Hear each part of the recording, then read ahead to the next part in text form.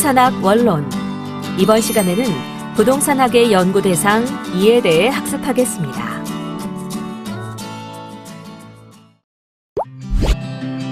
부동산은 어느 한 가지 개념으로만 파악하는 것이 아니라 여러 가지 개념으로 파악할 수 있는데요. 뿐만 아니라 부동산의 분류 역시 매우 다양합니다. 부동산의 효율적인 이용과 관리를 위해 다양한 방향에서 그 개념을 인식하고 또한 다양한 분류 방법을 통하여 한 목적적으로 검토하여 부동산의 고유 특성을 다양하게 살펴보아야 부동산에 대해 보다 심도 있게 이해할 수 있습니다. 그럼 지금부터 부동산의 분류와 부동산의 고유 특성에 대해 알아보도록 하겠습니다. 여러분 안녕하세요. 박정산입니다. 이번 시간의 학습 내용은 부동산의 분류 그리고 부동산의 특성입니다. 여러분은 이번 학습을 마치고 나면 부동산을 종류별로 다양한 방법으로 분류할 수 있게 될 뿐만 아니라 부동산의 특성에 대해서도 설명할 수 있게 될 것입니다. 그럼 지금부터 학습을 시작하도록 하겠습니다. 부동산의 분류.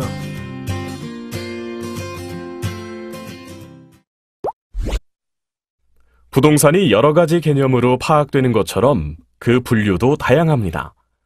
부동산학에서는 부동산 활동의 목적에 따라 이용과 관리 측면에서 토지와 건물로 분류하는데요. 이러한 분류는 학자나 나라에 따라서 다를 수 있습니다. 자, 그럼 토지의 분류에 대해 살펴보겠습니다. 토지의 분류는 다시 부동산 활동에 따른 분류, 측량지적법의 지목 분류, 국토의 계획 및 이용에 관한 법률의 용도 분류, 기타 법률의 제한구역 등이 있습니다. 그럼 하나씩 자세히 살펴볼까요? 첫 번째, 부동산 활동에 따른 분류인데요. 먼저 이용하는 구분에 따른 분류를 살펴보면 건물도 없고 저당권 설정 등의 사적 부담도 없는 토지이나 공법상 규제를 받는 토지인 갱지가 있습니다. 이 토지는 제한을 가장 적게 받는 토지이므로 다른 토지에 비해 이용 가치와 시장성이 가장 높다고 할 수 있죠. 그리고 나지 또는 나대지는 건물은 없으나 공법 및 사법의 제한을 받는 토지를 말하며 부지는 건물 등의 용지를 말하는데 대지, 택지보다 넓은 의미입니다. 또한 택지는 건물의 유무와 관계없이 건물을 세울 수 있는 여건이 갖추어진 토지로서 이미 조성과 같은 정지 작업이 끝난 토지를 말합니다. 그리고 건부지는 건물이 서 있는 부지로서 소유자가 점유하거나 이용하는 토지이자 다른 권리의 제한을 받지 않는 토지이며 공지는 필지 중 건물을 제외하고 남은 부분의 토지를 말합니다. 뿐만 아니라 맹지는 도로에 직접 연결되지 않은 한 필지 또는 획지를 의미하고 후보지는 임지지역, 농지지역, 택지지역 등 상호간의 다른 지역으로 전환되고 있는 어느 지역의 토지를 말합니다. 이때 후보지와 구별하기 위해 이행지라는 용어도 사용하는데요.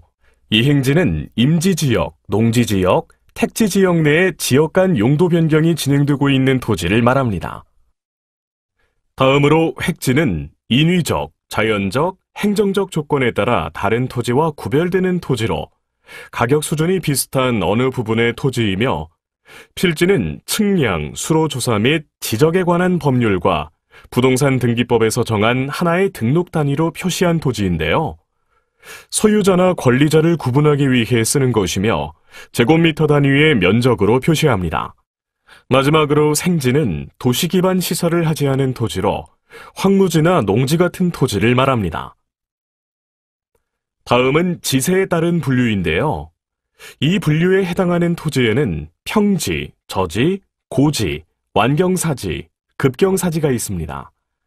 먼저 평지는 간선도로 또는 주위의 지세와 높이가 비슷하거나 경사도가 미미한 토지를 말하고 저지는 간선도로 또는 주위의 지세보다 현저히 낮은 지대의 토지를, 고지는 간선도로 또는 주위의 지세보다 현저히 높은 지대의 토지를 의미합니다. 그리고 완경사지는 간선도로 또는 주위의 지세보다 높고 경사도가 15도 이하인 지대의 토지를 말하며, 급경사지는 간선도로 또는 주위의 지세보다 낮고 경사도가 15도 이상인 지대의 토지를 말합니다. 이번에는 형상에 따른 분류입니다. 먼저 정방향은 정사각형 모양의 토지로 세장비, 즉 앞기장 대 안기장으로 1대 1.1 내외인 토지를 말하고, 장방형은 한쪽 면의 길이가 긴 토지로 도로에 접한 면의 길이가 긴 것을 가로장방형, 안기장이 긴 것을 세로장방형이라고 합니다. 사다리형은 사다리꼴 모양의 토지를 말하며, 도로에 접한 면이 긴 것을 사다리형, 도로 반대편이 긴 것을 역사다리형이라고 하죠. 또한 삼각형은 삼각형의 토지로 그 한 면이 도로에 접하거나 도로를 향하고 있는 토지를 말하며, 모서리가 도로에 접한 토지는 역삼각형이라고 부릅니다. 뿐만 아니라 부정형은 다각형 또는 여기서 말하는 형태에 속하지 않은 형상, 즉 정형화되지 않은 형상의 토지이며, 자루형은 도로에 접한 출입구가 자루의 입구처럼 좁게 생긴 토지입니다. 자, 그럼 토지를 분류하는 두 번째 방법인 측량지적법의 지목 분류를 알아보겠습니다. 지목이란 연속한 한 면의 지표 위에 인위적으로 선을 그어 경계를 만든 후 그 용도에 따라 토지대장 또는 임야대장에 등록한 토지의 구분을 뜻합니다. 이것은 하나의 소유권의 대상이 되며 일필의 토지라고 부릅니다. 일필의 토지는 거래의 단위이기도 하며 인위적인 구획이기 때문에 2필지 이상을 1필지로 합병하는 합필을 할 수 있고, 1필지를 여러 개의 필지로 나누는 분필을 할 수도 있습니다. 이러한 지목은 그 용도에 따라 28개의 지목으로 나뉩니다. 이번에는 국토의 계획 및 이용에 관한 법률의 용도 분류인데요. 국토는 용도지역, 용도지구, 용도구역으로 분류합니다.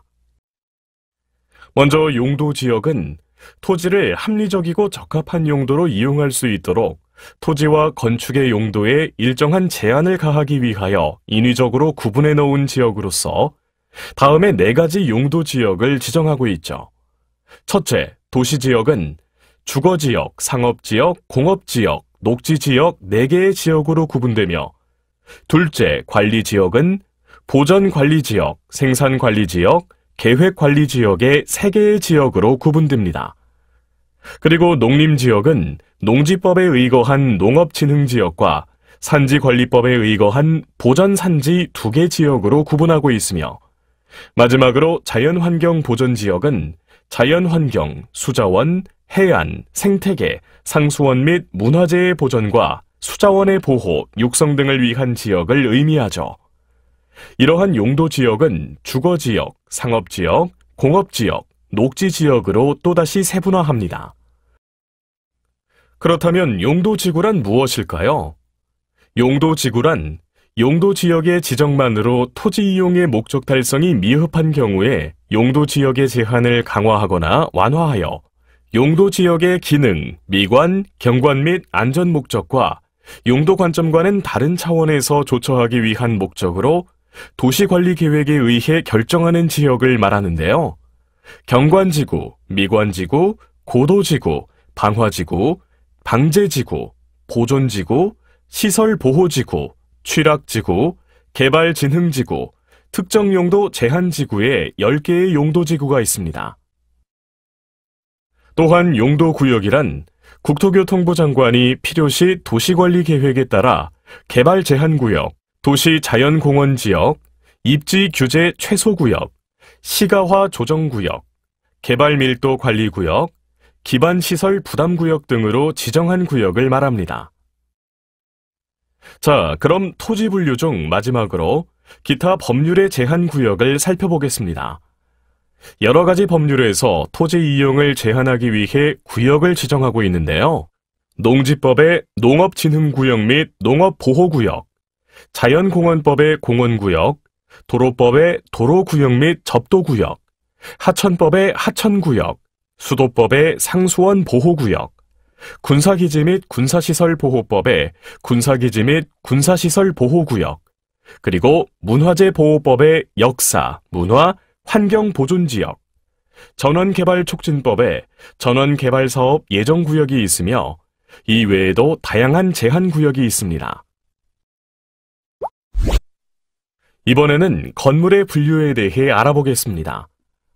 건물은 용도와 건축 양식, 건축 구조 형식, 건축 재료, 지붕, 건축법에 의해 분류되는데요. 그럼 하나씩 자세히 살펴보겠습니다. 먼저 용도에 따른 분류입니다. 먼저 주거용 건물에는 단독주택, 다가구주택, 연립주택, 다세대주택, 아파트, 기숙사, 공관, 그리고 도시형 생활주택 등이 있으며 주거 겸용 건물에는 주거와 상점 겸용 건물, 주거와 업무 겸용의 오피스텔 등이 있습니다. 또한 상업용 건물로서는 소매점포, 도매점포, 백화점, 슈퍼마켓 등이 있으며 공업용 건물에는 공장과 자재창고 등이 있고 업무용 건물에는 금융업소와 기업의 사무소, 신문사, 국가 지방자치단체의 청사, 과학 및 연구소 등이 있습니다. 뿐만 아니라 농축산업용 건물로서는 농기계 보관창고, 축사, 온실, 버섯 재배사 등이 있고 오락, 위락용 건물에는 영화관, 극장, 음악당, 회의장, 예식장, 운동경기 관람장, 유흥음식점 등이 있으며 기타 용도에 의한 건물에는 학교, 병원, 시장, 성당, 교회, 사찰, 묘사, 차고 등이 있습니다. 두 번째로 건축 양식에 따른 분류에 대해 살펴보겠습니다. 먼저 한식 건물이 있는데요. 대표적인 한식 건물인 한옥은 우리나라 전통주택 양식으로 평면 단층 주택이며 한국의 좌식 생활에 알맞고 안방이 주거 생활의 중심입니다. 한옥뿐만 아니라 전통 문화유산인 관공서, 향교, 사찰 등의 한식 건물도 있습니다. 다음으로 양식 건물은 서양 문화가 도입된 이후에 유입된 건축 양식의 건물로서 의자 생활에 알맞은 구조입니다. 그리고 절충식 건물은 한국 고유 전통인 한식의 건축미와 양식 건축의 기능을 이용하여 아름답고 편리한 기능을 발휘하는 건물입니다. 세 번째로 건축 구조 형식에 따른 분류에는 어떠한 것들이 있을까요? 우선 가구식 구조는 목재나 철제 등 가늘고 긴 재료를 조립하여 만드는 구조로서 뼈대가 되는 기둥과 보, 벽과 슬래브 골조를 먼저 세운 다음 지붕, 벽, 바닥 등의 공간을 구획하는 요소들을 이 골조에 연결하여 지탱시키는 구조입니다. 그리고 조적식 구조는 벽돌, 돌, 블럭 등의 재료를 쌓아 올려 벽을 만드는 구조로 석조, 벽돌조, 블럭조가 있습니다. 다음으로 일체식 구조는 주체 구조부를 다른 재료로 접합하지 않고 기초에서 지붕까지 일체로 축조하는 구조로서 콘크리트를 거푸집 속에 부어 넣어 일정 기간이 경과한 뒤에 거푸집을 떼어내 만듭니다. 마지막으로 조립식 구조는 건축 부재와 부품을 공장에서 생산한 후 현장으로 운반하여 조립하는 구조로서 목구조, 철골구조, 철근 콘크리트조가 있는데요. 기계공업과 건축기술의 진보에 따라 근래에 와서 가능하게 된 건축구조로서 공사기관과 공사 비용을 최대한 줄이고 대량으로 많은 건물을 짓는 데 활용하고 있습니다. 네 번째로 건축 재료에 따른 분류를 살펴볼까요? 이 분류에서는 건물을 그 재료에 따라 철골조, 철골 철근 콘크리트조, 철근 콘크리트조, PC조, 석조, 연화조, 보강 콘크리트조, 시멘트 벽돌조, 시멘트 블럭조, ALC 블럭조, 목조, 목구조, 통나무조, 황토조, 흙벽돌조 및 토담조 등으로 구분합니다. 또한 지붕에 따른 분류도 있는데요. 이 분류는 건물을 지붕에 따라 슬라브, 기와, 시멘트 기와, 아스팔트 싱글, 슬레이트, 판넬 또는 철판, 천연 슬레이트, 구리, 유리, 함석, 자연석, 선라이트, 초가, 너와 등으로 구분하죠. 마지막 건축법에 따른 분류입니다. 우리나라 건축법에서는 건물을 단독주택, 다중주택, 다가구주택 등의 단독주택과 아파트, 연립주택, 다세대주택, 기숙사 등의 공동주택, 1종 근린생활시설, 2종 근린생활시설, 문화 및 집회시설, 종교시설, 판매시설, 운수시설, 의료시설, 교육연구시설, 노유자시설, 수련시설, 운동시설, 업무시설, 숙박시설, 위락시설, 공장, 창고시설, 위험물 저장 및 처리시설, 동물 및 식물 관련 시설, 자연순환 관련 시설, 교정 및 군사시설, 방송통신시설, 발전시설, 묘지 관련 시설, 관광 휴게시설, 장례식장, 야영장 시설 등 29종류로 구분하고 있습니다. 부동산의 특성.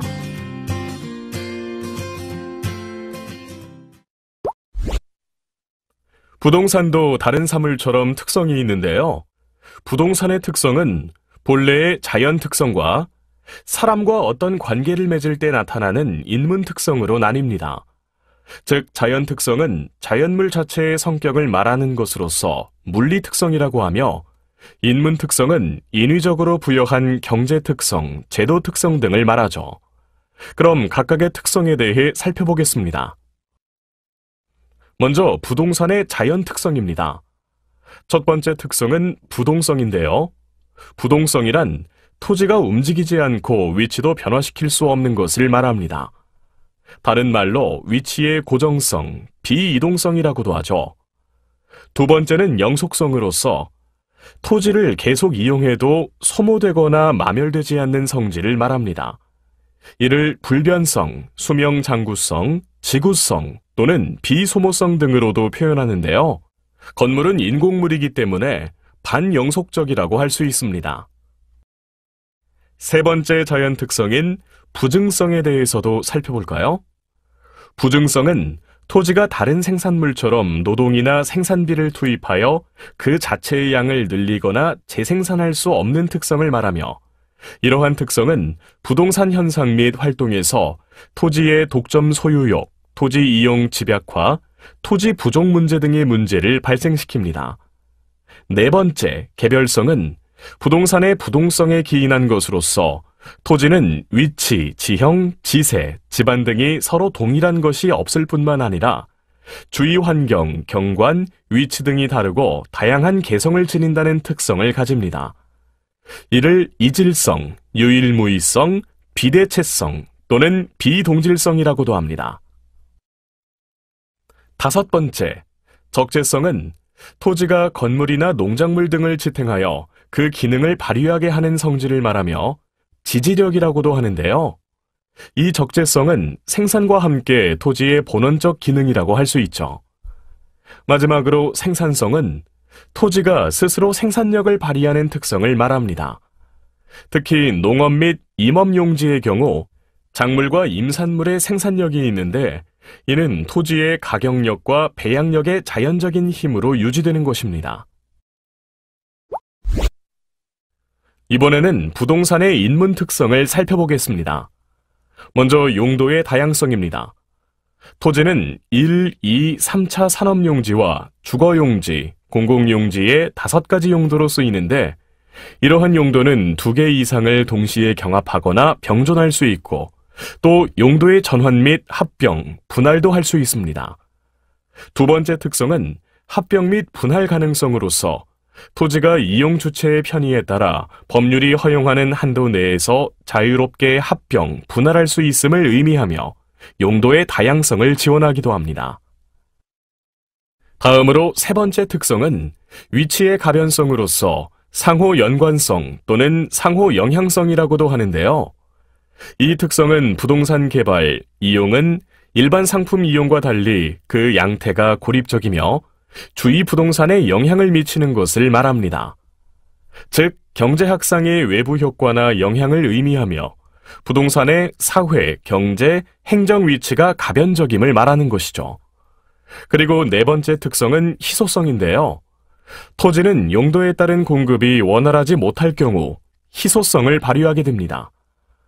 토지나 공간 자체에 희소성이 있다고 할 수는 없으나 어떤 특정한 용도나 특정 입지는 공급의 불균형으로 인하여 경쟁이 발생하여 희소성의 문제가 발생하게 되는 것입니다.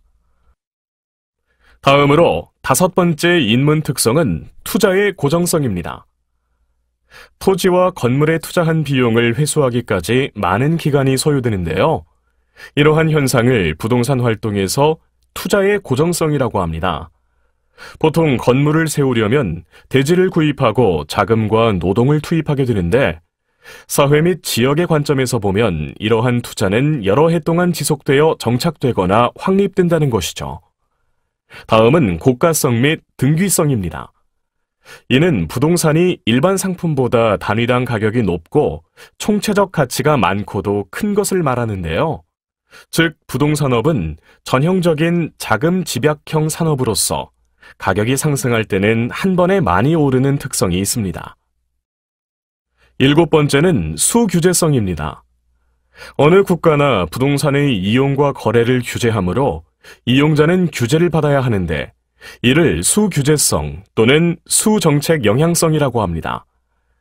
사회공익 수요를 만족하기 위하여 정부가 부동산의 강제 수용 또는 매수권을 행사하는 것이라 할 수 있습니다. 다음으로 8번째는 가치 보존성인데요. 부동산의 가격 변화는 사회경제의 파동이나 기복 때문에 일어나기도 하지만 일반적으로는 사회 생산력의 증대, 인구 증가, 산업의 번성, 생활 수준 향상, 인간 활동 능력의 증강으로 부동산의 수요가 점차 증가하기 때문에 발생합니다. 그에 반해 토지는 희소성, 부동성, 면적 유한성 등의 특성으로 인하여 장기적인 관점에서 가격이 상승하게 되고 그 외 부동산의 경우는 내구성, 공급의 유한성 등의 속성으로 인하여 통상 가치를 유지하며 시간적 추이에 따라 가치는 자연히 증가하게 됩니다. 9번째 인문 특성은 거래의 순환성입니다. 부동산의 소유자는 끊임없이 바뀌며 절대 소유자는 없는데요. 이러한 순환 과정은 법률과 제도로 보장되기 때문에 끊임없이 반복되면서 자원과 부를 분배할 수 있게 합니다. 그리고 10번째 인문 특성은 투자와 소비의 이중성입니다.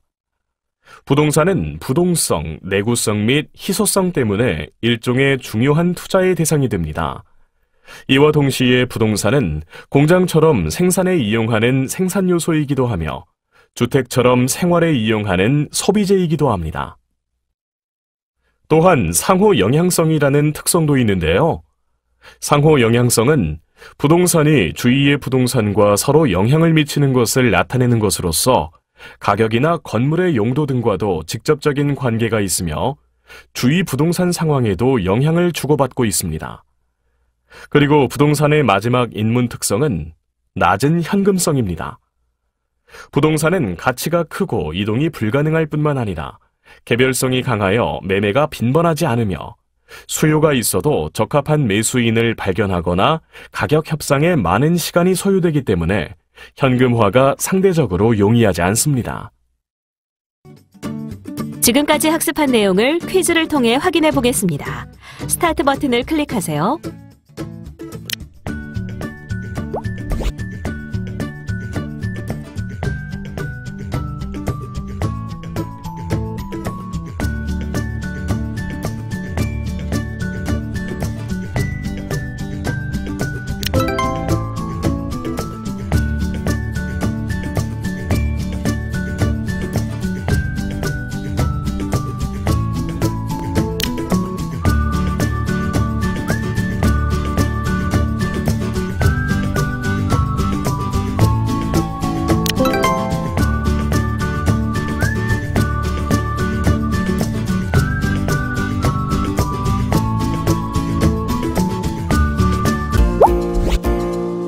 지금까지 학습한 내용을 정리해 보겠습니다.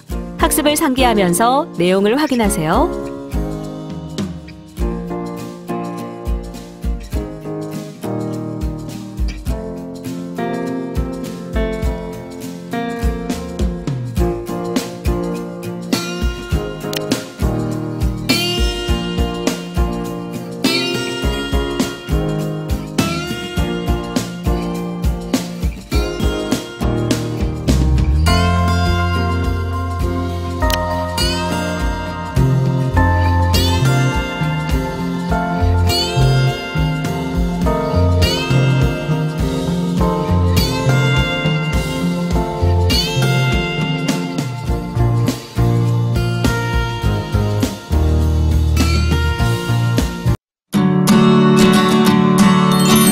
수고하셨습니다. 이것으로 부동산학의 연구 대상 2에 대한 학습을 마치겠습니다.